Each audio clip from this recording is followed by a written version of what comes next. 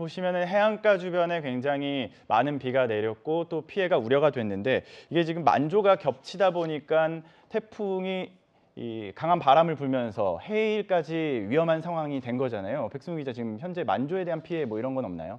예, 이제 오늘 만조 시각을 먼저 살펴보시면 부산 같은 경우 오늘 새벽 4시 31분이었고요. 통영은 오전 4시 51분, 여수도 오전 5시 5분이었습니다.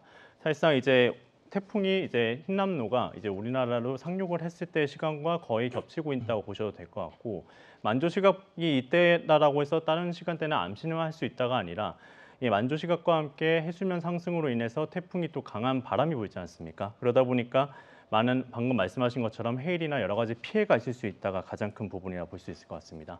사실 저희 예측 자료에 따르면은 이 부산이 평소에는 0.74m 정도 이뤄지는데 현재 6.3m까지 오를 것으로 보이고 있고요. 이 동해상으로 빠져나가도 오늘 저녁까지는 풍랑주의보가 이어질 것으로 보입니다. 네. 많은 기상학자들이 이 태풍 흰남노가 굉장히 이례적인 태풍이라고 평가를 하고 있습니다. 뭐 발생부터 시작을 해서 이동 경로, 북진하는 것까지 참 정말 이례적인 모습인데 우리나라로 올라오면서 세력이 떨어지지 않고 매우 강 상태로 유지가 됐었어요. 맞습니다.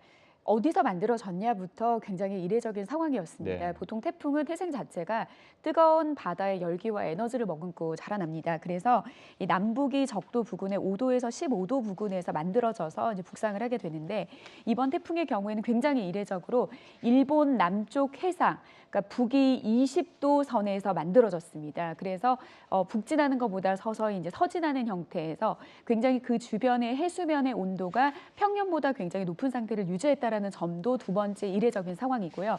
그리고 이 서진하는 과정에서 12호 태풍이 될 뻔했던 23호 열대저기압, 이 열대저압부 같은 경우에는 보통 중심 기압이 초속 17m 이상이 되지 않으면 태풍의 이름표를 받지 못합니다.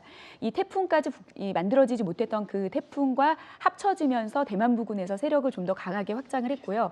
그리고 우리나라로 곧장 북상하지 않고 우리나라에서 거대게 버티고 있는 차고 건조한 고기압에 막혀서 북상하지 못했을 때 그 당시 대만 부근의 고수온의 해역에서 좀 몸집을 키웠던 것, 초강력 태풍으로 발달하게 만든 것도 이례적인 상황이라고 볼 수 있겠습니다.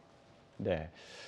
지금 태풍 같은 경우에 그 태풍의 눈이 또 중요하잖아요. 지금 계속해서 저희가 흰남노에 대해서 설명을 하면서 태풍의 눈이 좌우로 많이 움직이면서 몸집을 키워왔다라고 이야기를 했는데 이 흰남노가 기존의 태풍들과 다른 모습을 보인 것, 뭐 비교를 하면 어떤 것들이 있을까요? 앞서 말씀드린 것처럼 태풍이 발달하기에 좋은 조건들은 있었고 태풍의 힘을 좀 무너뜨리기에는 조건들이 좋지 않았습니다. 태풍의 눈이 뚜렷하다라고 하는 것은 태풍 중심에서부터 하층에서부터 그 태풍의 벽이 높게는 한 20km 부근까지 성장을 하거든요.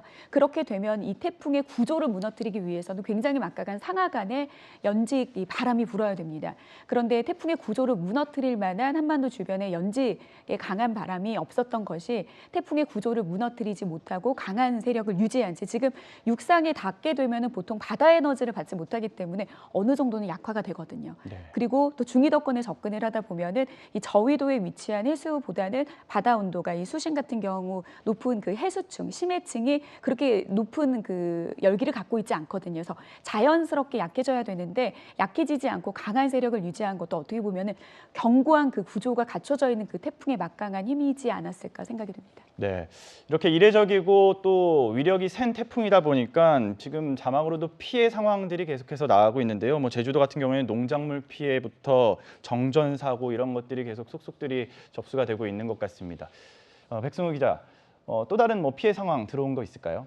예, 아까 설명드리지 않은 부분 중에 경남 지역이 좀 큽니다. 사실 이제 태풍의 가장 큰 대비를 이제 많이 했던 부분이기도 하고 그렇기 때문에 아직 피해 상황이 정확히 집계되지는 않았지만 이 대피라는 부분들이 가장 많습니다. 경남에서만 2,000명 가까이가 현재 대피된 상황이고요. 이 소방 신고는 현재 90여 건 정도 접수가 된 상황입니다.